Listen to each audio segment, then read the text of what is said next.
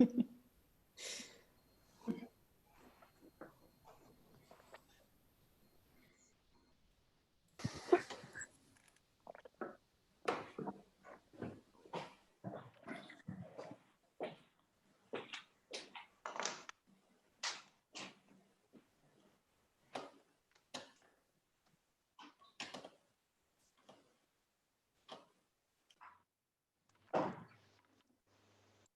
mache erstmal ein Foto von uns. And then we start. Bier in die Hand nehmen? Na bitte. Ja, bitte mach es.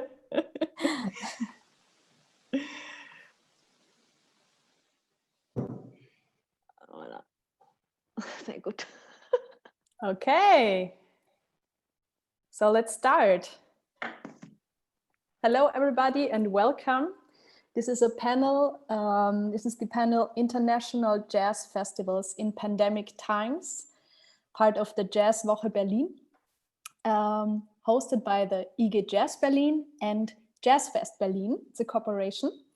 And we're super happy to have wonderful international guests today, international festival curators and promoters who will tell us from their experiences. And yeah, I will hand over to our host Nadin. And just before that, a few technical issues. If you have any questions, you can ask your questions during the panel, but please let us know quickly in the chat, and then we will give you the word if there's some time in between. We're looking forward to some questions from the audience as well. And if you're not speaking and you're part of this Zoom meeting, please mute your microphone. If you don't want to be seen in the YouTube video and you ask a question, then just turn off your camera. It's all very easy and handy here at Zoom. So yeah, but that's it, I guess, for now. And I'm really looking forward to this talk. And I hand over to our wonderful host today. It's Nadin Deventer from Jazzfest Berlin. Thank you, Laura.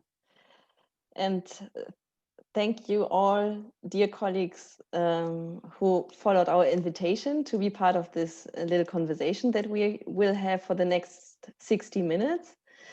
Let me just and welcome dearest audience. We were just wondering how many of you guys would follow us and be here with us live today, because in Berlin, at least I can say, it's still very sunny, it's very hot, it's still more than 30 degrees. So I suppose that the world is at some lakes and having fun outside, but I see some guests that are already there. So welcome Henning and Paul, nice that you are there. Let me just share my thoughts when Laura asked me about this this collaboration that we could do. She was asking me if I could propose some colleagues, some esteemed international colleagues running festivals.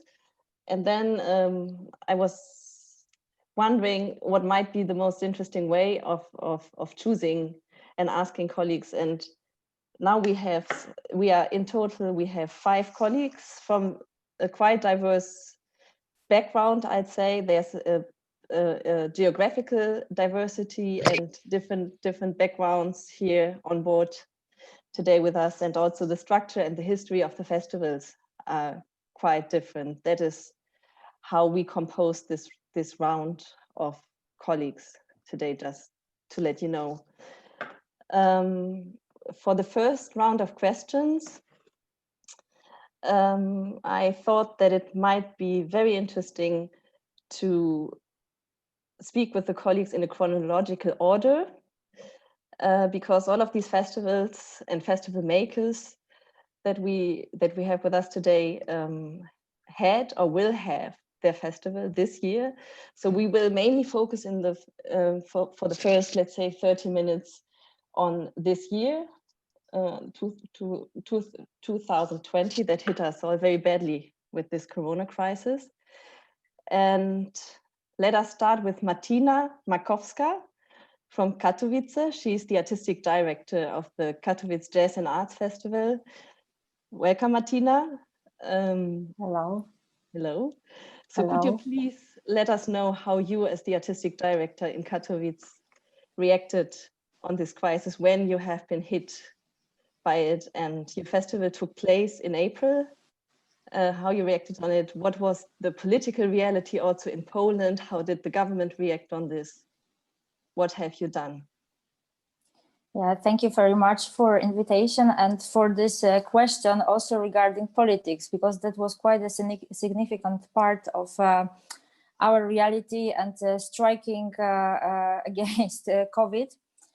We managed, as usually, proceed with our Before JazzArt series in March, and that was just the last thing that we did. So 8th of March, we had the concert of Los Aurora from Spain, and that was actually one of the last activities that took place in Poland, and that was just gone. The whole crucial part of the festival is always at the end of April. So that was really the worst part when we could do basically nothing except of some solo concerts from the bedroom, because there was the time when there was no possible to do anything, not to gather, not to even go to the rehearsing space. Everything was strictly locked. So that was really like the hardest time. And when I asked musicians if they want to do something online, not everyone was still agreeing with that. Not everybody was happy with online versions. So that was also the challenge. We were still not ready to make online very high quality online sessions. So the only artist that played for us a live concert was Jana Duda, a pianist. She performed solo from her bedroom. However, the thing that saved us, it was our interdisciplinarity. The character of the festival is like that. And it's not only concerts, but also visual arts, new media, film, installations in the city, all the urban activities. So thanks to that, we could do something more than just online streaming of the concert. We had this wonderful online internet version of Henning Bolte's exhibition, Draw Notes, that finally in June we could open in a real gallery with real people, with real images. So that was the follow-up. We had very limited opportunities, of course, at the time. So we decided to postpone some of the acts until the end of the year. And we'll see if that's going to happen or not, while we are all waiting and navigating the situation.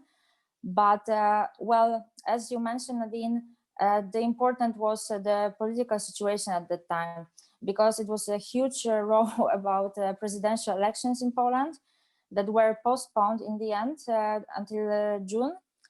But well, as we both know, the COVID was one disaster. However, we had the issue that was longer than COVID itself. That was really our political struggle. So we know what is the situation right now.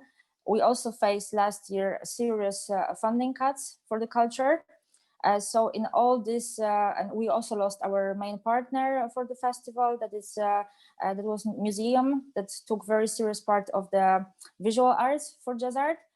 So it was quite a hard year even before coronavirus, I have to say, but we keep on going. We didn't give up. I'm very happy that now we can have audience. We open slowly, step by step.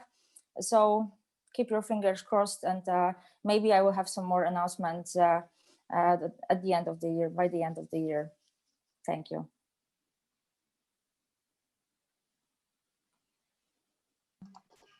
Martyna, can I ask you something about the budget? I know you're also living on public funding. So what did they do with the public funding if you didn't have the projects that stood against your funding? Do you have to pay money back, or could you keep it? Well, unfortunately, the budget was cut. So we weren't in this very comfortable situation like other cities that, for instance, Krakow left 30% of the budget for every project that existed that was funded by the city. We weren't that lucky. So basically, I remained with maybe 10% of the whole funding for the festival. And well, we hope that at the end of the year there will be something coming, that we'll have some better news. But that was quite serious, and I think that it was also the first moment, the first month, so everybody was very cautious about organizing anything. We had also some projects in urban space, so that was also, even without the audience, it was technically possible to do, but I think that the city was quite afraid to invest in any project like that. So I hope that there will be some good news, but yeah, I can just state that the number was around 10% that was left. That's a huge cut. So also That's a huge cut. Big challenge. Thank you, Martyna. Thank you. Murat is with us, Murat Sezgi, and he has two hats on. Lots of colleagues and also musicians might know him, being based in Berlin also partly, and Istanbul, and he is running with a team of other collaborators the Jazz Festival in Berlin, and also another festival in Istanbul, Bolcada Festival, and Jazz Festival partly also took place, if I remember correctly, as an online version in May. So also you guys have been terribly hit very shortly before your festival finally took place here in Berlin. Could you tell us about your way of dealing with this, and also about the situation in Istanbul, and maybe also compare a bit the political situation that you experience in Istanbul and in Berlin? Thank you guys for inviting me. I mean, it's so nice to be with you guys always. So as you mentioned, I have two hats. One is the Jazz Berlin. I'm actually residing in Berlin most of the time, but we also have an office in Istanbul that deals with some festivals. We produce albums. We are mostly active in music business. So I just checked actually as we speak, when we first posted our cancellation for Jazz, it's March 13. I'd say, pretty early, because our festival was in May. It came as a shock, and what I have noticed immediately is the difference between the industry's reflexes in two countries. Like in Turkey, we are extremely experienced in canceling or postponing events. Like we have terrorist attacks, we have bombings. I mean, military coups, earthquakes. I mean, whatever. I mean, like it's like a SimCity stuff. Like we basically have everything. So when there is the moment to postpone a festival, it's like, it's like regular work day for me. I know what to do, who to call, how to cancel or postpone an event.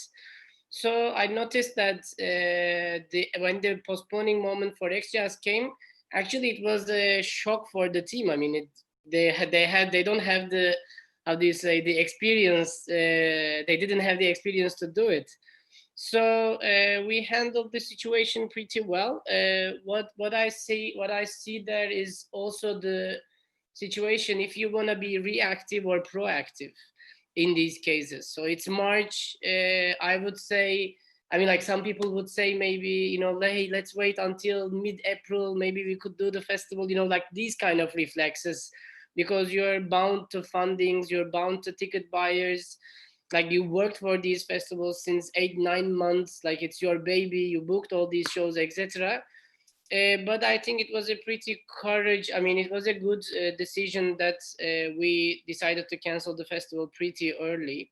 And it was some sort of a panic moment. We weren't, I think, thinking super clearly. So what I also noticed is that we were always, copying each other's ideas. Like, I mean, online events. Yes, online events. Let's go shoot some videos, ask videos from musicians and just stream it. I mean, it was a few months of reflexive decisions. But I mean, in the end, it was nice. We shot some videos at Emauskirche, our beloved church, where we do always shows during Jazz Berlin. We streamed those videos. We learned how to stream stuff. Like people without even Instagram were learning all these crazy softwares that would do live streaming. And all that kind of stuff, which was I think kind of also helpful. It kept the team going. We had a small partnership in Stockholm by the end of March. We had to cancel that as well, and also this sort of planning. And we had a lot of, I think some of you will mention, we had this European Jazz Network think tank moments. They were the moments for me that I thought, yes, we should be proactive for these decisions. And then we also canceled our July festival in Turkey, which is in Bozcaada. It's a small island in west part of Turkey. And, you know, for that moment, I thought for summer, our job in this universe is to bring people together and have them good times. And maybe 2020 was not the best year to bring people together. So that was a tough decision. And, you know, we basically canceled, you know, delayed everything to the next year. The good part there was all the artists and most of the agencies were super clear and, you know, willing. Like, it was a cooperative moment. Like we moved almost all of the concerts of Jazzfest Berlin 2020 to 21. So I mean, it was, you know, I mean, it's actually really cool, you know, like, you know, almost the same festival, you know, just copied. Same we did with Bozcaada. I mean, so yeah. And what we did in Bozcaada this year, we said if we're not going to be able to bring people together, we could create an album. So we dedicated an album to the island with all of our memories with these different musicians. So we did a compilation album, which is to be released next week. I mean, those kind of stuff, and online activities, webinars like this, which was sometimes super boring. Some of them were super, you know, exciting. We had all sorts of stuff. I mean, the most shocking thing for me to see between the two countries were the, how do you say, the power of associations in Germany is beyond, how do you say, it's so different than Turkey. Turkey music industry was called super guardless. Like, we didn't have networks in associations, etc. as as the German industry had. Like, the moment COVID got serious, you would see Berlin Music Commission, you know, Music Board, Club Commission, those kind of associations talking to the government one way or another. But in Turkey, that was non-existent almost. So this was a super nice moment for the whole industry to learn that, you know, whatever we do, we should form these networks. So for that, we started forming this network called Turkey Jazz Network, for instance, in Turkey. We had the idea by the end of 2019, but we speeded up during the COVID times for sure. So yeah, I mean, those are basically some of the things I could mention. That's great, because Tina, thank you, Murat. Because Tina asked Martyna, I'd also like to ask you about the cuts that you had in your budget. In Berlin, XJazz is also receiving some governmental funding, right? And the situation in Turkey. Could you compare this and just give us an inside perspective about your financial cuts? XJazz Berlin is lucky that the festival funding we had was just postponed 1 year. So we didn't use anything. Okay. So it was like basically moved. That's okay. We're having financial trouble for sure, like to the bones. But what I noticed actually, in Turkey, it's a mess. I don't want to go in, I don't want to make you guys depressed or anything, but our government in Turkey was actually asking for money from its own people to support them. It's like, it's Mars over there, and, you know, Earth, you know, here in Germany, it's super different. But there is a corporate sponsorship structure in Turkey, which is super strong. Like, whatever you do, it's an event or a festival, you have to do with corporate money, which is, you know, beer companies, car companies. Like in Bozcaada Jazz Festival, we worked with Volkswagen. Like, those kind of companies were kind of cool they did some budget cuts, but they made us survive. So we didn't like, financially collapse. Like for these activities, I would say about 1/3 of that sponsor money we kept, so we could pay our, employees. We paid some of our like all of our artists when we did, shootings, these pop-up concerts, etc. But the government side, it's not easy, I would say. What I would mention there is that the festivals are still a bit more, I guess, easier to handle in these crises. Like you would maybe postpone a festival, but you would survive next year. But venues were properly, they're not in a good shape, I would say. They are suffering really bad. We discussed in these also think tanks, if you shut down a venue because you have financial problems, you can't just open it back again like after 2 months. So they are the people, they are the part of the industry together with musicians, I would say, were hit most hard. So yeah. Yeah, thanks. Yeah, because you mentioned the importance of being connected and having associations and unions. I'd just like to say that all of us being part of this conversations, we also know each other from the Europe Jazz Network. We are all members of the Europe Jazz Network. That's an international network of organizers. And this is why me personally, I also know Edin Zubkevic, right, Edin? I practiced the pronunciation of this name. Edin is a board member of Europe Jazz Network, current board member of Europe Jazz Network, and he is the initiator of the Sarajevo Jazz Festival, International Sarajevo Jazz Festival, which is existing for more than 20 years, right? You celebrated your 24 years. And Edin is also the artistic, one of the 2 artistic directors of the Ljubljana Jazz Festival, together with Bogdan Beniga from Ljubljana. And so also Edin has 2 hats on and can give us a little insight perspective about the way that Edin, Bogdan and their team in Ljubljana dealt with the crisis.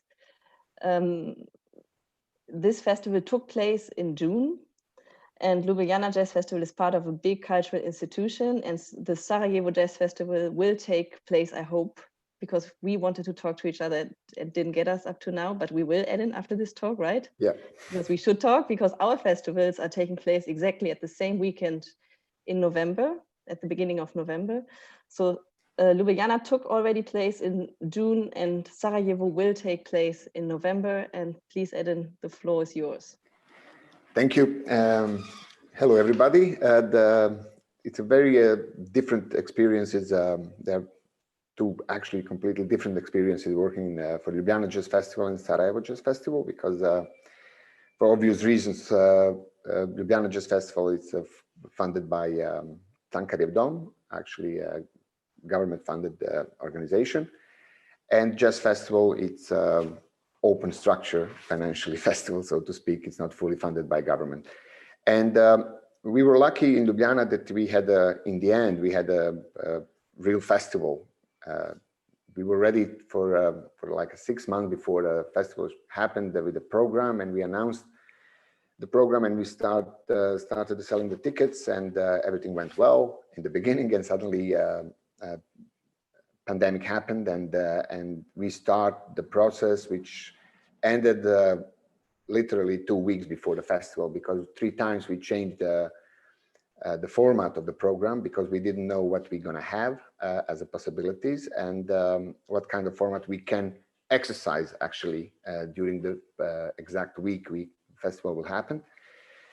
And we pre-recorded the entire program, including the Slovenian bands. But since this is a publicly funded organization, we took our action on different levels in terms of not just responsibility to the audience, but mostly responsibility becomes an obligation for us to support the musicians. So our first goal was to keep the entire program, especially Slovenian bands, and to pay them fully as everything is okay.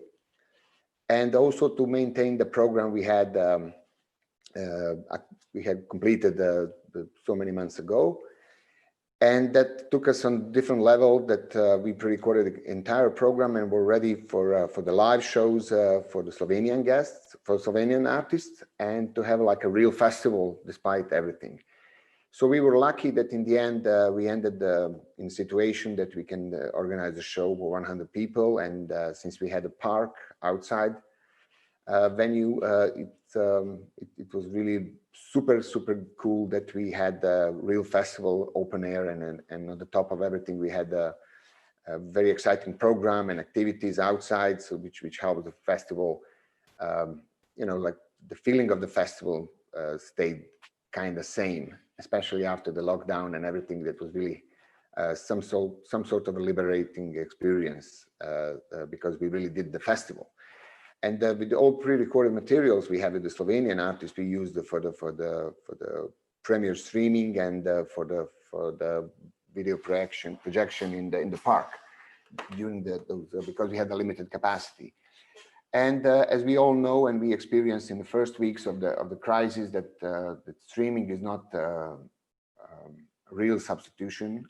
It's not substitution at all for what we do, because the social and community aspects of what we do is essential. So we need the audience, not because of the musicians, but we need the audience because it's a very essential element of a community, and it's all about community. So since we don't have opportunity to work inside of the community, literally, we had to work virtually in the community. But the streaming was not I don't see the real future in that, and especially not as a substitution for the live shows, for obvious reasons, because not just it's not the same in the aspect of the community in terms of community, but it's not it's entirely different experience, and I like to say we get worse from both worlds. So we don't have energy of the live shows, and we don't have a precision of performance of the studio recording, and also the quality vary a lot, and it's really we book the program, but how they gonna record it and how they gonna produce it, it's a really big question, and in the end you have to present it in a manner which is actually faking that we really have a festival. But nevertheless, we were happy because we had a real festival in Ljubljana, and that was really successful, and especially in context of the pandemic. And we now have experience. I personally have experience and downside. I mean, also the some disadvantages, and I'm thinking how to improve experiences, because everything was a completely experiment, and we didn't know what's going to happen. Is that good idea? Is that something bad idea? And based on that experience and building on that experience, I'm thinking hopefully to move a step forward and develop what we achieved in Ljubljana in a format, in developing the new format for the Sarajevo. And the problem with Sarajevo is that that we have a like financially open structure, and situation in Boston is really complicated to explain, and I don't want to bring you here with going into too many details, but we cannot even say that in terms of a healthcare system that we have politicians who are responsible to deal with the crisis, thinking about culture, talking about culture in society, in community, it's like impossible. It's like a bad taste, you know, like having the context of the society, which everyone is worried about the future, because we really cannot fully trust our healthcare system, but not only healthcare system, but we cannot trust politicians because they're neglecting the very important issues for decades, and not just that. So the thing is that that we have to struggle with being neglected all the time, and we don't have a partner to discuss anything. So we are pretty by our own, but nevertheless, we decided to try to do a festival in a format which is completely different. And in terms of, instead of doing like 20 or 25 shows, we're going to focus, we already focused on the producing 8 premieres, fully produced, and make it visually interesting, try to compensate lack of attractiveness of watching the streaming shows, to put it nicely, and to make it visually very interesting, very special, and in terms of content as well. And also in the terms of performance, we want a stellar performance. We don't want just another performance to pay musicians, you know, and to make everybody happy. We want to do something which is, since we have to produce it in a manner which is completely different. Luckily, we had a lot of experience in producing the live shows and then recording them, etc.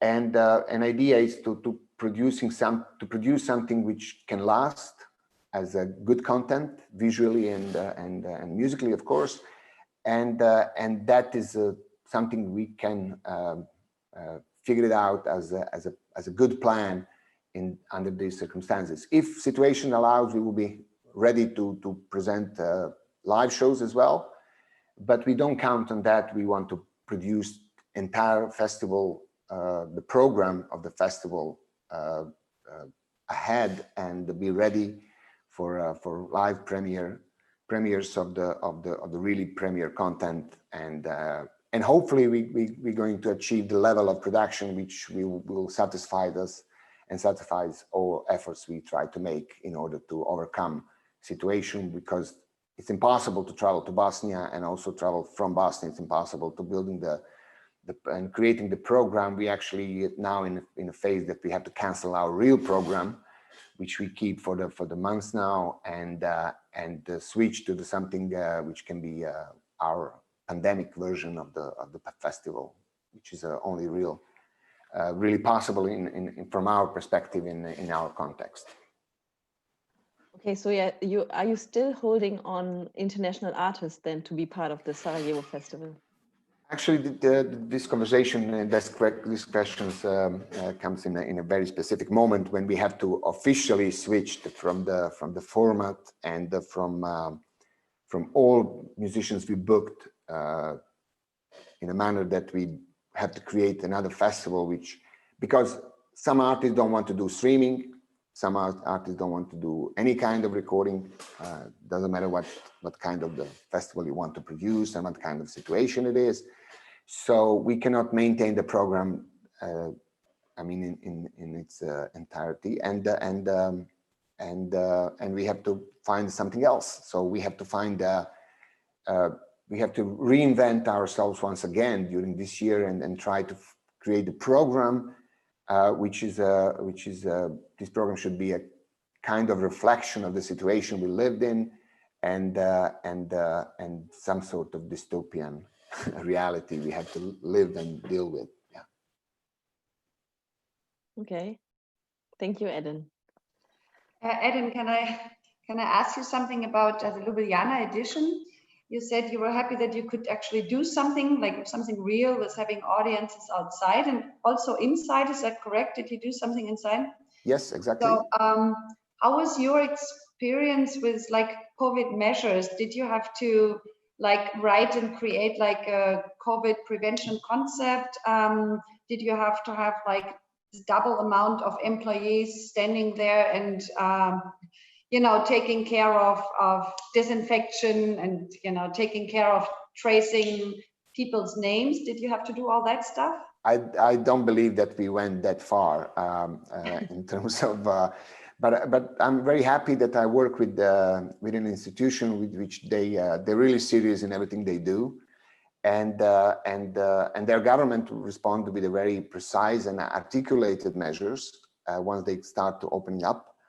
And so we had limits we had the two different venues, and original venues we used as a main venue this year. It's a hall of 700 capacity, which we can accommodate easily 200 without problems. And the club, which is like more than 200, we can reduce on 50 or up to 100. So this is like we had the capacity to meet all requests and measures which are determined by a government. So, and also the outdoor events, which obviously very easy to do comparing with the indoor events. And we were really count on outside whatever happens, so that we at least people can get together. That was essential, you know, that you can meet, that you go for the show and you meet somebody, you know. After the lockdown, that brought a completely different dimension to the festival experience, you know. Because after the lockdown, it's more precious than usually. This was kind of some sort of a victory, some sort of liberation, especially in the context of the Slovenia, which they handle the crisis in aspects of the healthcare, not in terms of the politics, but the healthcare system responded very well, as far as I know, and so they were first getting better comparing with everybody else in Europe. So that was. There are many different elements why we managed to have that window of the few weeks. Then we can really make a festival possible in a manner which is common for the festivals. Yeah, like getting together and then meet people. Yeah. Mm-hmm. Yes, that's impressive. What you guys achieved in Ljubljana, and yes, indeed, as you mentioned, the crisis hit parts of Europe and the world, as we know, in a very different way, you know. So there are some countries that have been extremely bad hit, and politicians reacted in very different ways and sometimes very unsuccessful. And of course, that has a big impact on everything that you as a citizen, but also we as musicians and cultural operators are also need to deal with and take into consideration. I mean, these new rules and restrictions are also constantly changing. That's also one truth, that the crisis has a dynamic which is nearly impossible to be foreseen in a way. Okay, let's move on. And thanks, Edin. And go to Salzburg. I feel a bit like in the chanson. No, what's it called? The Eurovision Song Contest, you know? Let's go to Salzburg. Tina from Salzburg, can you hear me? Yes, I can. Hear you. I want 10 points. 12 points from Salzburg. All right, dear Tina. Tina Heine is very well known in Germany and Europe and all over the world, because what Tina is doing is crazy. Not only is she the initiator of the very well-known Elb Jazz Festival, the founder, she is doing so much that I will not even try to kind of give you guys an overview, which of course also all of the other esteemed colleagues that just spoke are doing, like Edin is also doing lots of other stuff, but the IG Jazz resembled all of the biographies of our panelists online. So please take some minutes and read the biographies of our nice colleagues. And Tina is at the moment the artistic director of the Jazz and the City Festival in Salzburg. And she also became, during the crisis, the director of a different cultural initiative, which just took place 2 weeks ago, right? This is the third one. Isn't this? Oh no, yes, this just took place, right, in Salzburg, yes, in the city of Salzburg. You can tell us about this. And she also is the artistic director of something else. It's this arty music thing. Sorry, Tina, what's the title of that? It's a festival for contemporary art called Supergau Festival, which will happen for the first time next year in May, and it's contemporary art, but also contemporary music and everything that's contemporary, and it's a totally open air situation. So it's, yes, maybe it even works with COVID. We will see. No, but what is interesting about the Jazz and the City Festival is that you are producing every year more than 100 concerts spread all over the city of Salzburg. The tickets are for free in your festival, so it's a very different situation than in the cities and festivals, for the festivals that we just heard about.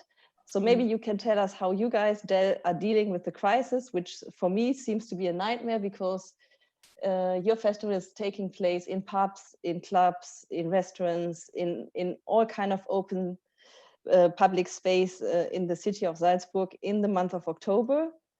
and we can all imagine which kind of a nightmare that means for your festival. Mm-hmm. So please, the floor is yours. Thanks for inviting me to this round, and it's really good to hear how everybody is dealing with the situation. And if I'm allowed, I would maybe spend 2 minutes on this, my experience with Zwischenräume, the other festival that I produced, which was not a jazz festival, but of course I invited as much as I could, also improvised music and musicians, also because I really wanted to see some people back in town. The festival maybe also gives a small overview of like the politics in Austria. Austria was a little bit behind with his political action, taking care of the artists and of the culture section. We actually had our cultural minister resign, I think it was in June, which was also the first time that we ever really talked about culture. And for me, I experienced there was so much more help that I heard about before in Germany. Germany was much faster with, taking action and trying to find solutions for cultural institutions or musicians. And, we always know still it's not enough. But Austria really took some time, and I was really surprised because it's a country with some of the cities, if we talk about Vienna, Linz, and Salzburg especially, their marketing is all about culture. I mean, culture is like the essence, and tourism and people coming and going to this country is like one of the main business models. And normally you see everything that is a business model is helped first. And so I was kind of surprised that it took some time. But then since Salzburg is really, with thinking of Salzburger Festspiele, really a city that depends so much upon culture, that our minister of the Salzburg country, Salzburg municipality and the city took some action to push forward the discussion about how can we restart culture. And he was really one of the ones who pushed in Vienna, like with the chancellor, the discussion about how can we reopen, which can be the measures, how many people can we have inside, outside, what can be the measures to be careful with COVID reinfection, and so on. So there has been a process going on. And then after this process of inviting different people from the arts fields to discuss about possibilities, he said, since normally Salzburger Festspiele, which is a big international, like the biggest classic cultural event, normally starts at July 18 and was still uncertain if it would happen. And if it would happen, they have always talked about maybe 2 weeks in August. So the question was, what will we do in July? And at the end of May, we said together, the beginning of July, I think it was, when at the beginning of June, it was when the country, the culture department from the country and also the city of Salzburg decided to install a pop-up festival for contemporary arts, but also even for traditional arts, from Volksmusik, should be very open, to give back some energy to the people, to give back culture to the city, to give a sign towards the free scene, which is beyond the big classical scene. And they found the Altstadt Salzburg marketing as an operator, which was very hard to find somebody as an operator, because there is so much about the like the insurance fact, the responsibility fact. If you are very early with starting a big cultural event, nobody wants to be the one who's in the press afterwards of, oh, this is a new hotspot, a new Corona, COVID hotspot that we had maybe in Ischgl that everybody knew about. So there was a very crucial part to find somebody, and then they asked me if I could imagine to do the programming, which was a challenge since we only had 4 weeks to program. And also the challenge was to collaborate with as many institutions as possible and bring up artists from the region. I said, for me, it's important also to bring international artists, a few, because I think what we need is open borders. And there is too much happening right now with talking only about national or regional artists. And we have to take care not to lose our openness, I think. So I produced this festival, which was 10 days within 3 weeks. We had 200 performances, most of them open air, but also some indoor. It was a mix of contemporary dance, music, improvised music, classical concerts, theater, liberal arts installations and exhibitions. And I have to say, in the end, I'm happy I did it. I did not sleep a lot, but somehow we managed. Like, I would book a concert on the day of the performance sometimes because it could not happen otherwise. I really had to create the festival while it was running. Of course, there was no printed program. Everything was only online. You had to check every day in the morning what's happening today, because I might have changed it during the night. It was really a last-minute festival, but it brought everybody to play together, and it brought the city back to life, and the musicians back to play. And most of the reaction was very happy, but also I have to say, you could really see how divided the society is. We had also letters of people complaining, how would we dare to do something like this in times of Corona, that we threaten the lives of people doing this. Other people would, since we had really, our prevention concept was very, very strict. Like, for example, outside, this is why I asked you, Edin, outside on our stages, even if it was outside, I would have to rent 500 seats to keep 200 seats empty, to make sure only every second or every third place is taken. I had to register everyone's name before entering the venue or the site. We had to register every name. We had to register the name and connect it to a seat. So you could not spontaneously meet friends and sit with them together, because every seat has had to be registered and traced. People were not allowed to stand, even outside. It was only sitting audience. And so on one hand, people would complain that how dare we do a festival because it's so dangerous. On the other hand, some people were like complaining how this is like Stasi methods to take their data, and it's not, we're not allowed to take data. And so you had all these different sounds of voices, and you could feel the how difficult these times are in society, how difficult it is to deal with the situation. People are very uncertain. Some of them are sort of aggressive.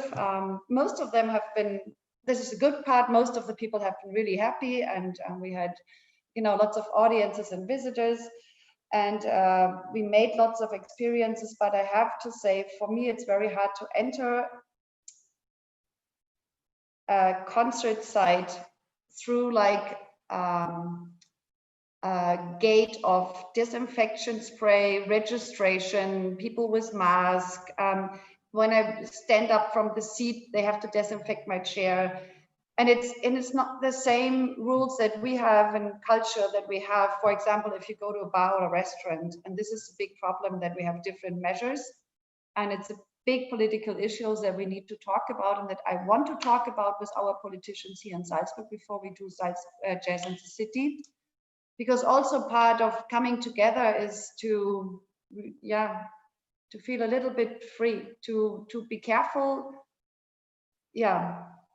careful but free. And I don't really know how to, which will be the best solution. So for me, I have this very ambivalent feelings about how we will deal in the future, because I'm not sure if next year will already be a normal year. I don't think so. So looking at Jazz in the City and talking about Jazz in the City, I can say for us, at some point I was hoping that we would cancel it, just because I felt exhausted about all these times and thinking about how and when and why and who can I invite and which flight will be canceled and which country will be locked down again. It's the problems that we're all facing, and normally I'm not a person that easily gives up, but when Mario with Alfelden finally could cancel his festival, I was almost a little bit jealous. Then they reopened, and now he had to create a pop-up festival, which is happening next week, actually, a small edition. So in October, I thought, what I do not want to do is, I don't want to create a festival.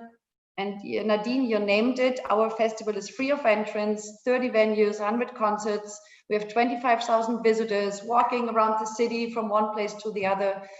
Free, happy, lucky, you know, and this is definitely something, all these like punchlines do not work in times of Corona. I cannot have 25,000 people. They cannot freely walk in, step into a venue and walk out and have good times and explore. It's just not happening. So I was thinking to have my festival same but worse.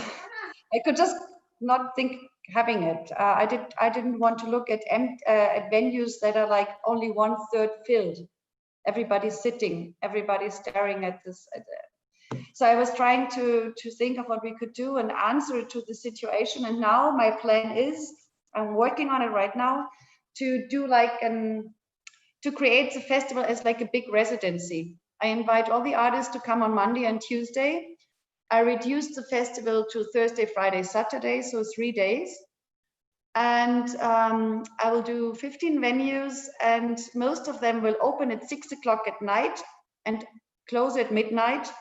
And whatever happens inside those houses is open and free, and we don't know yet. And the artists will create. It will be like a big installation. I don't want concert slots that create lines. I don't want concerts at 8 or 10 or 11 and people are standing in lines to try to get one of those few seats. So I'm developing the rooms, even the big rooms, as empty rooms and with different concert situations that are set up before the venue opens, so that you can walk around the rooms like through a cabinet, through an installation. So we won't have breaks where people have to like set up and sound checks in between. If one band stops, the next band will start immediately in the other corner. And in between, I will bring in dancers and video artists, media artists to sort of create like Wohngemeinschaften. What is like habitants? Like each house will be given to like 4 or 5 different artists who will like live there for 3 days, and they can create their house of jazz. They can design a free program that will never stop. You can enter anytime. Maybe at some point as a visitor, you come in and they are just having a break and eat, and maybe you can sit on the table with the artist and eat with them. Or the house is always open. So the people, so I sort of like bring a little bit capacity back, because if I only have 1/3 of the capacity, and normally a house is open at 6 for one 60-minute slot, and at 8 for one 60-minute slot, and at 11 for one 60-minute slot, which is a normal procedure in a festival. Now I have 6 hours in a row and I have more time. So that's kind of a try to extend the amount of people we can have. And also I thought we have to find new ways of performances and new ways of work with the idea of distance and closeness.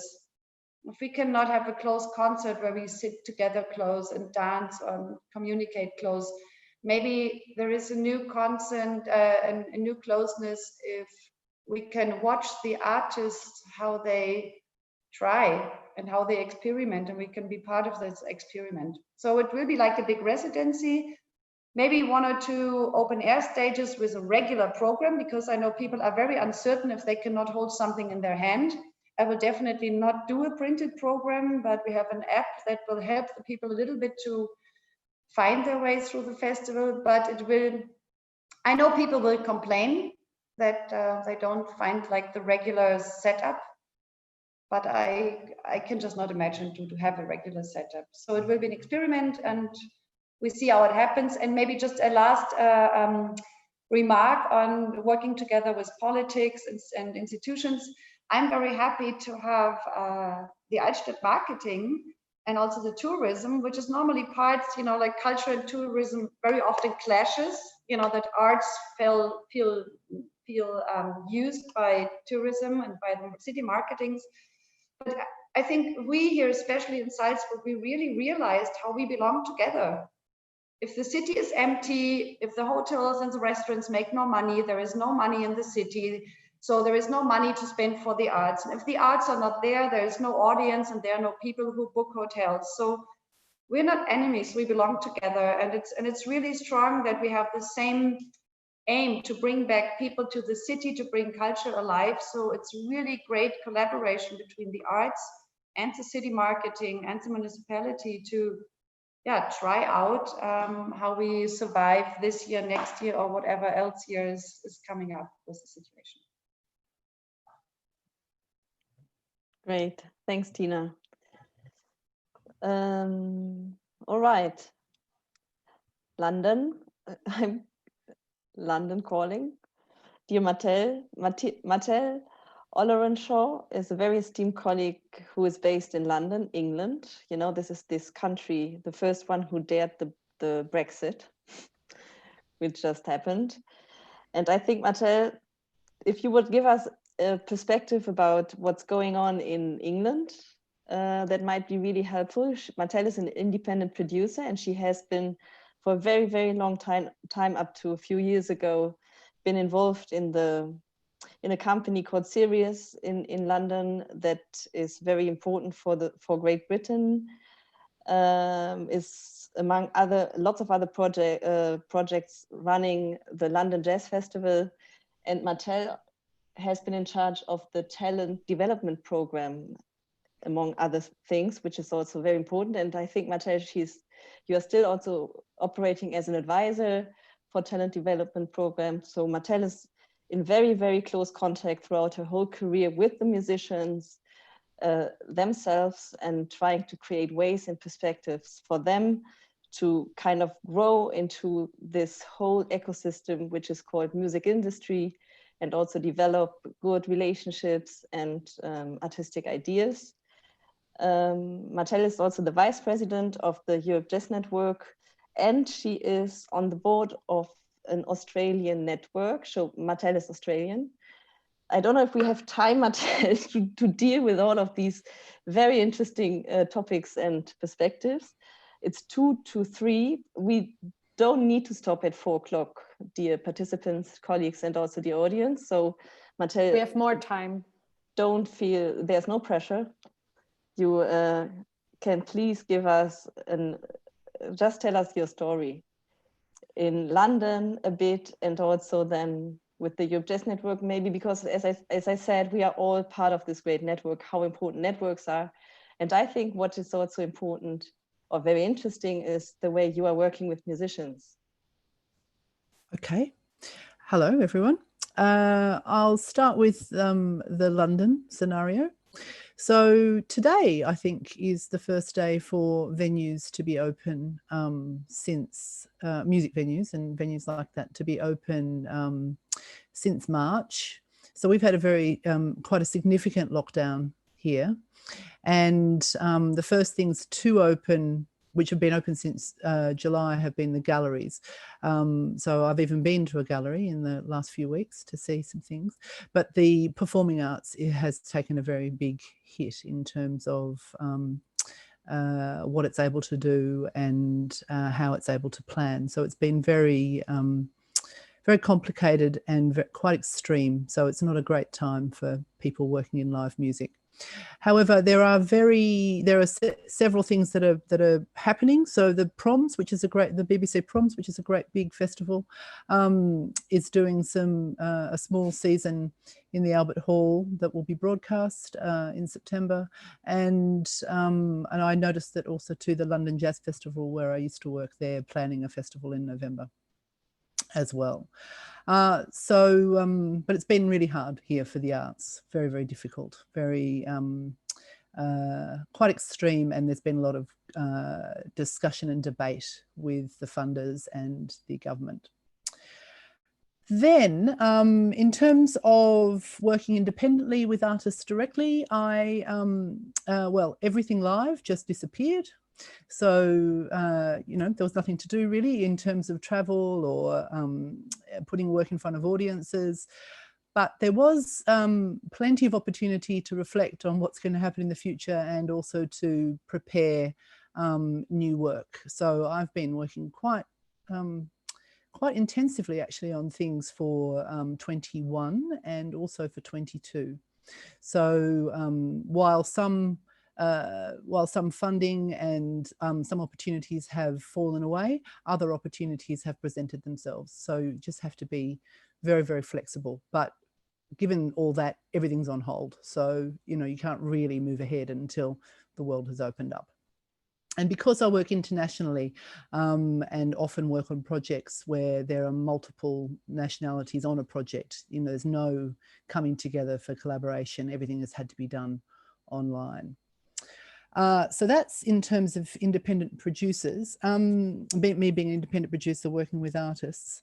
Then I'm on the board of the Australian Music Centre, and we, the Australian Music Centre is the peak body for, or the national organisation for art music in Australia, and it deals with all genres of art music, classical music, electronica, jazz, world, folk, and Indigenous music.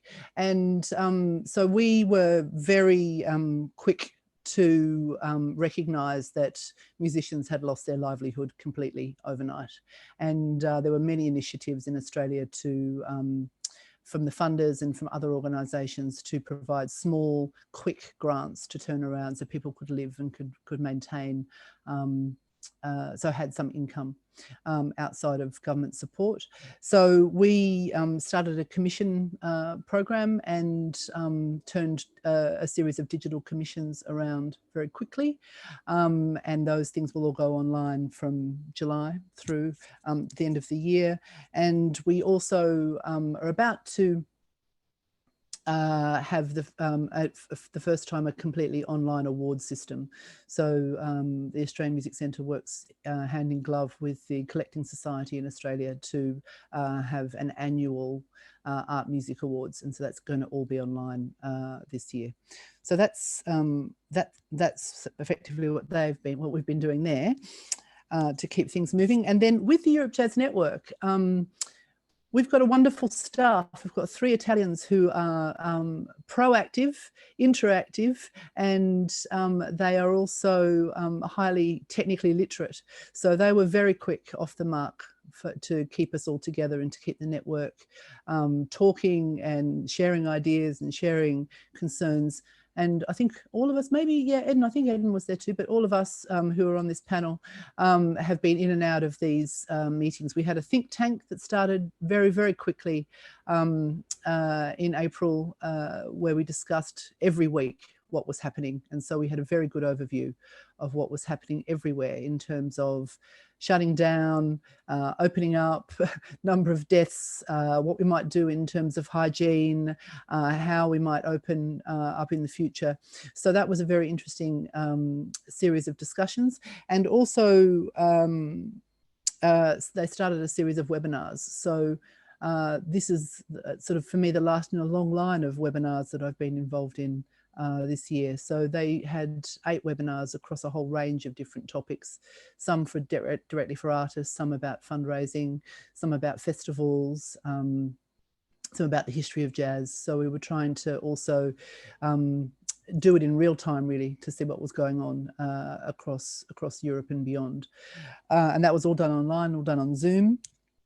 We had protracted every year in September, the Europe Jazz Network has a festival. It happens, a conference. It happens every year in a different place. It's the big coming together of all of the members, great big program of showcases and talks, and, you know, really the place where we meet in earnest every year and do our official business as well. And we had protracted conversations within the board about how that would happen, because everything was so uncertain. It was supposed to be in Sofia, and ultimately we decided that it couldn't go ahead, which was very sad for everybody, but it was, I think, the right decision.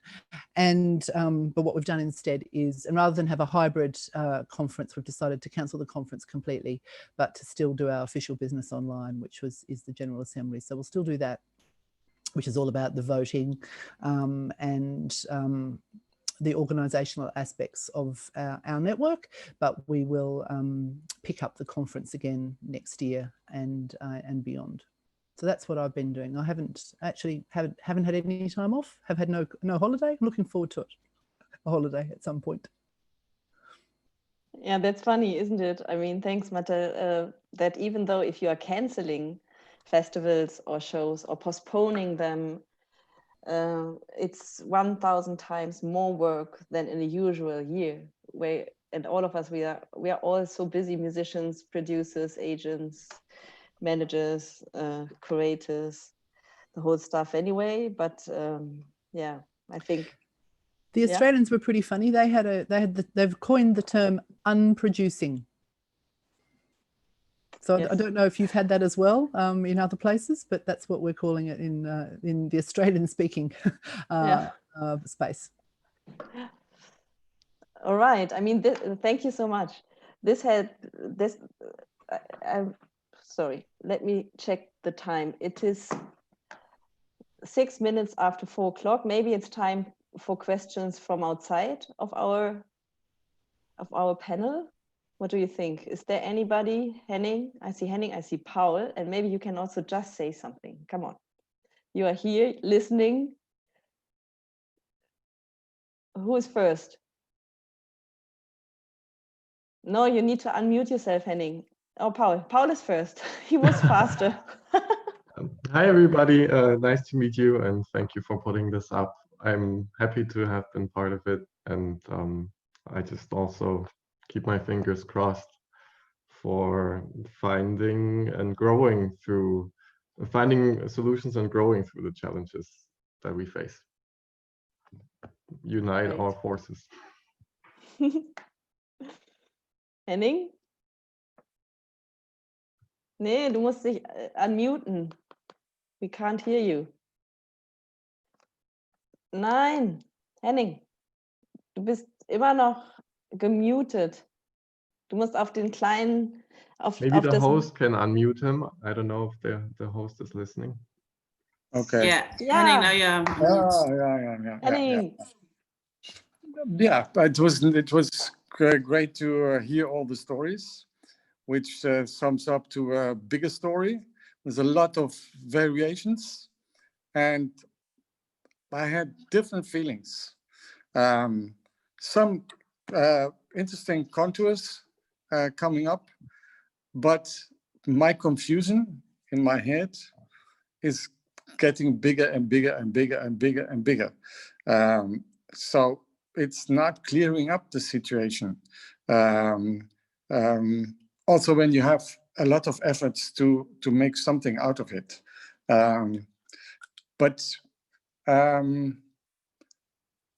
I couldn't really get some optimism from it, which is not saying that there's nothing possible. I'm sure you are able to organize something and something which works. It's interesting what we heard from Salzburg. Also very interesting what will come up from Sarajevo. So I like this idea of producing something on a real level. So that is something promising. But the whole situation is, for me, but it's a very personal thing, getting more and more confusing. And sometimes I am also fed up with discussing things. So, but it's not meant as negative. It's just describing my feeling on this moment. I think we all need to we really need to get used to this feeling of being confused, you know? I mean, the first one who's not confused now, the first one not having any doubts and questions, raise the hand. I mean, this is it, right? This is a worldwide crisis, which nobody is experienced in this. Nobody knows when it's ending and what the situation even will be like, even if we would find a vaccine finally and would kind of beat this. I mean, we need to deal with finding new ways of working together with artists, the relationship between curators, producers, artists, musicians, and also the community. Edin just said, when we had a 10 minutes talk before we went online, that he's feeling like a cultural manager more than a curator, dealing with this whole, with all of these challenges, because it's all about communities. And this is what we heard a lot. It's about solidarity. It's about responsibility. It's a kind of way that we are all trying to find as curators and festival makers, cultural operators, to kind of contribute in the best way possible, staying faithful to the identity and also to the history, I think, of our festivals, clubs, or initiatives. You know, everybody, and in the end, it's a whole picture that it's a whole picture that comes up if we take a year from 1st of January up to the 31st of December. This is how I see the city as Berlin. I always see this as a one-year plan, and it's a whole map with the whole cultural scene and diversity, everything. It's not only music, it's not only jazz, it's everything.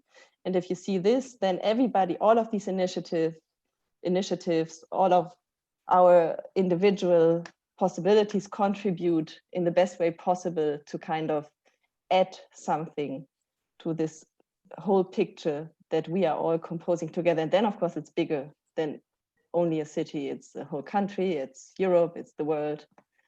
And at least this is what I try might come out of this more, that we are getting out of this crisis in terms of, I mean, it's all, for me, it's all about exchange. It's staying in touch with each other. It's about solidarity and kind of, yeah, we are all responsible, the ones that are in charge, which is never easy, you know, but we will move on. And as far as we are still living and doing and being privileged to do what we are still doing, we are all kind of, we are still in a very privileged situations, I think, all of us in Europe, you know, like look abroad.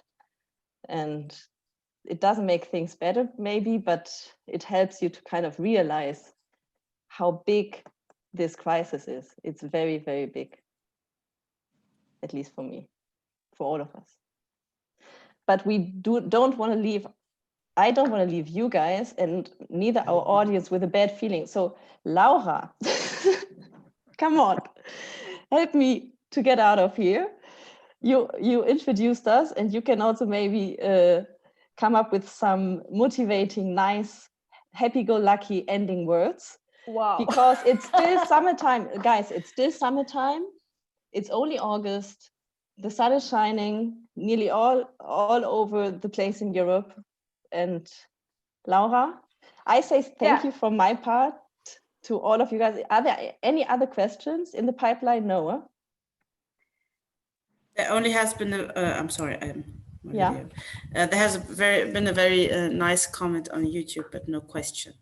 What did it say, the comment? Great talk. Thank you all for sharing. That's great. So I thank you guys, dear colleagues and friends, a lot for being with us. I hate the digital world, Zoom and everything, but it's better than nothing, I think. And also this is also changing the business world and also our world. I have never felt, this is what I do want to underline, I have never felt so close to all of you guys because of the initiative of Europe Jazz Network and all of us, the think tank and everything. Then in these days, I have been involved in many webinars and talks, as all of you guys too. It's helping to exchange with the musicians, among colleagues, and also to keep the spirit of this international conversation going on. And these technical tools help us also to stay connected. And I think it will not disappear anymore, right? Mm-hmm. I will not travel. This crisis is changing my way of traveling and also working, definitely. And it will for lots of us. Mm-hmm. So it's not only negative. So thanks so much to have been in my living room again. I also see that we are partly also in your living room or office or wherever.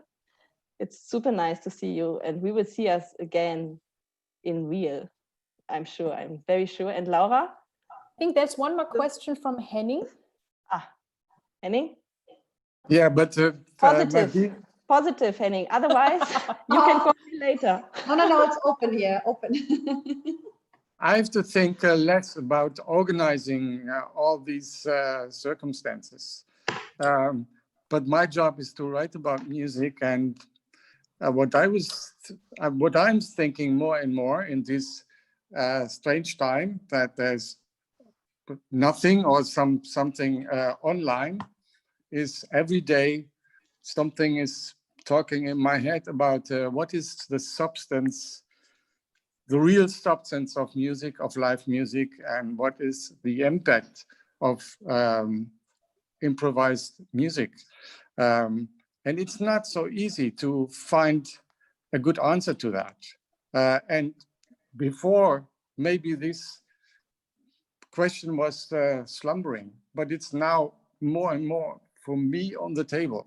What is the substance of making live music, and what is the impact of improvised music in good and bad senses?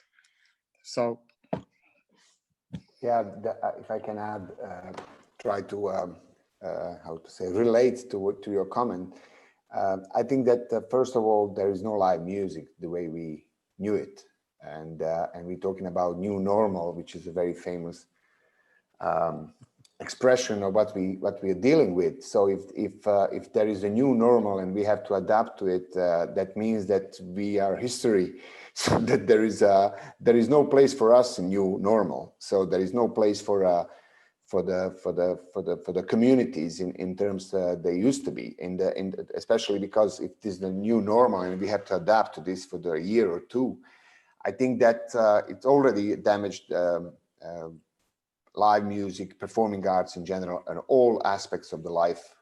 I don't want to sound selfish that we are too focused on what we do, but I think everyone has a set of their own problems. And but I believe that experimenting with a certain format and certain medias can make us busy. Keep us busy, and also some of us will maybe find some kind of way to still keep producing the things. And I believe that the best optimism we can share, and informed optimism, because there are two different optimism: uninformed and informed optimism. So as we hope to be informed optimists, I think that that in the future we have to deal with this completely different issues than we used to deal, and then but we have to find a way to remain the force on the scene, and to still do what we do the best, to initiate the things, because I think that the promoters are those who really initiate and promote ideas, and I think, and support them of course, and then facilitate them. And I think that we should experiment with in the future with the formats, and keep musicians and ourselves busy. And luckily, we will come up with something which has a substance. Because I really truly agree with you that the substance is an issue, and to put some extra light on this informed optimism, I would say that hardcore improvised music never had a problem with the distance, because we never had a large audience. And so the most of the hardcore. So I think there's a future for the hardcore music, hardcore improvised music. I mean, really improvised music, because it's a joke, but there's some truth in it, because we can keep going and no one would notice, because we're not going to endanger the lives, because we have a capacity of 30 or 40 people at the shows. In New York and Berlin, it's the same, and especially in Sarajevo. So improvised music can survive this, because we never had a large audience. That doesn't mean that we are not, it's a joke, of course, but that doesn't mean that we are not important, you know, or those who are doing only improvised music. But I think that the new normal is something which hit us really unprepared, because we cannot imagine that people cannot meet each other, you know, and this physical distancing, it's a troublemaker. So doesn't matter what's happening, physical distancing will be there until everything is over, and no one knows when is going to be the end or beginning of the end, to say. And now we have to keep the flame alive. That's all about, because nothing we can do, you know, there is nothing we can really achieve except the keeping flame alive and keep ourselves busy, and then try to put some food on table for musicians and for everybody in the industry, if possible. So of course, limited with our possibilities. But I think that we should, this is a huge challenge and we have to be more creative than ever. But on the other hand, on the other side, we don't have inspiration to be creative because we have a Dead Sea in front of us and we have to fish in that sea. So it's like it's a really, really problematic, and I think it's going to take us a huge amount of creativity and also solidarity. But beyond that, we have to really learn from each other and hope to build on some experiences that other people are doing and already experienced. Yeah. Maybe I would like to add one thing. I think what might come out of it is some new forms of collaboration, knowing more from each other, and also to collaborate more and create more together with musicians. At Zwischenräume Festival, I installed a 10-day residency and I had 12, 13 improvisers here for 10 days. It was really great to spend time, create the festival on the spot, exchange experiences from France, Germany, Austria, even the United States. I had Volker Götze from the United States here, and talk and develop together and help each other. So we were actually doing the festival, and even the musicians would sometimes take my car and shuttle the colleagues or help out at the stage. So we were like all working together. It was not such a big distinction between the promoter and the artist. We were like sitting on the same table and eating from the same pot and trying to make this happen. And we learned from each other, and because we had time. And I think it's maybe also, since we have to downsize some of the things that we do, that maybe downsizing to be more flexible and to be more resilient could be one answer, at least for the next time that is coming up. And I think this is something I'm doing with my restaurant. When I reopened my restaurant, which was also locked down for 3 months, I decided to have less open hours. I only open at nights. I don't open during the day. I reduced everything to the minimum of what is needed to have the feeling that is needed to have a good place and to have a good restaurant. And now I'm more resilient. We have a small team and we make things happen. But if a lockdown comes, I don't have a huge amount of budget that I need. And maybe some institutions have a chance to downsize without having to throw out people. And it's just interesting new ways of rethinking all the things that we do and all the money that we spend. And Nadin, you talked about traveling. I can also travel less and still make a festival and reduce the money on that side and put it into concerts. So we can all read our figures and our actions that we have been taken. And yeah, if maybe some things really need to go back to where they were, but maybe also we can redefine. And so that's not all negative. It can also be positive, I think. I hope.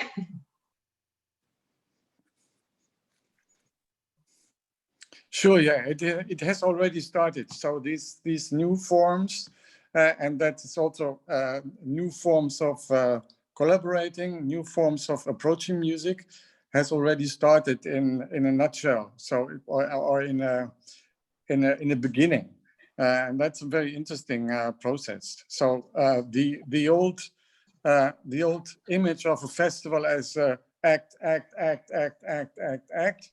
the whole day through. This is something which is maybe a dinosaur,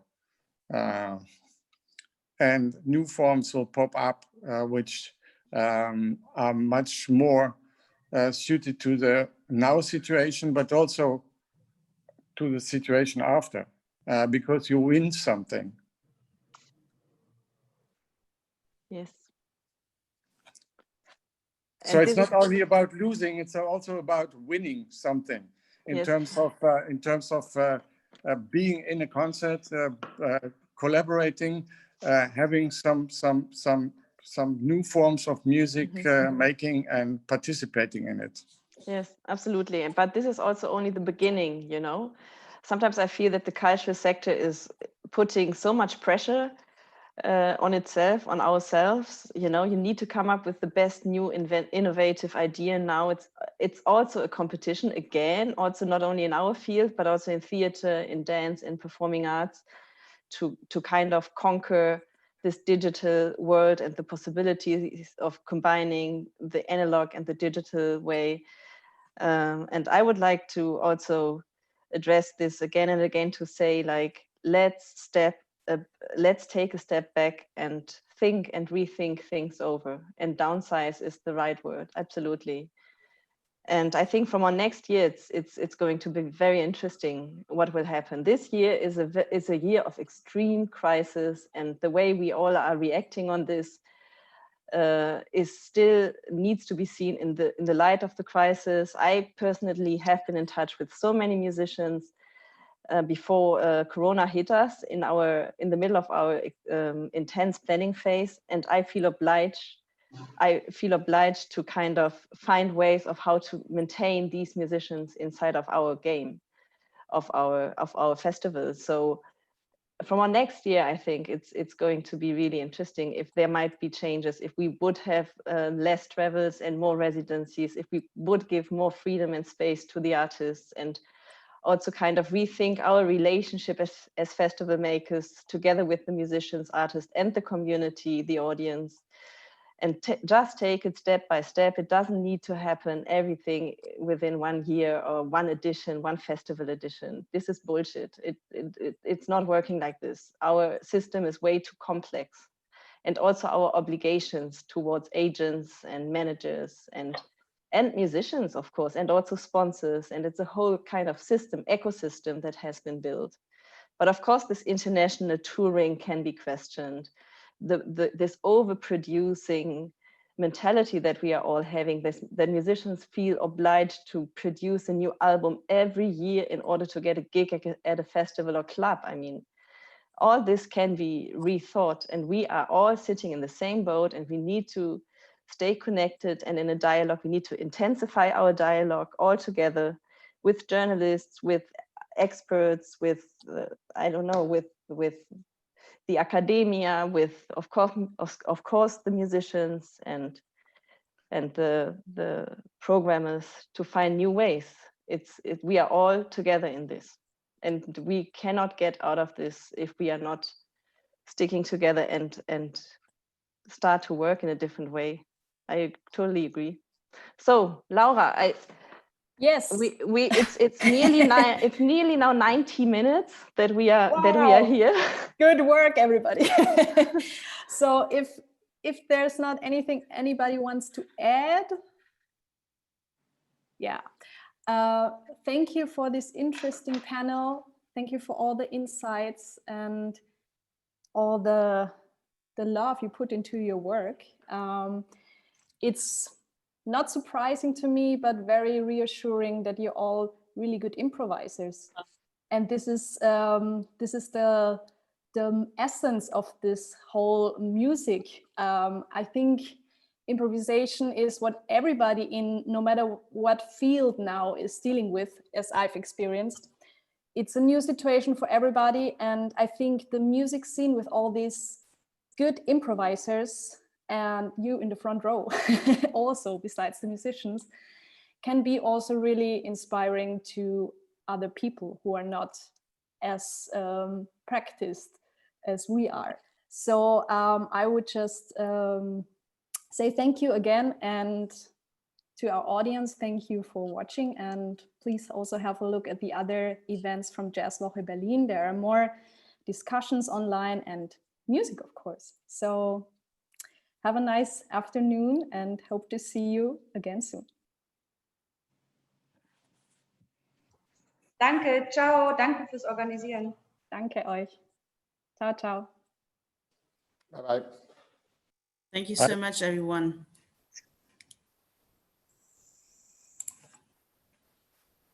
Thanks a lot. Thank you very much. Are we still on YouTube? Are we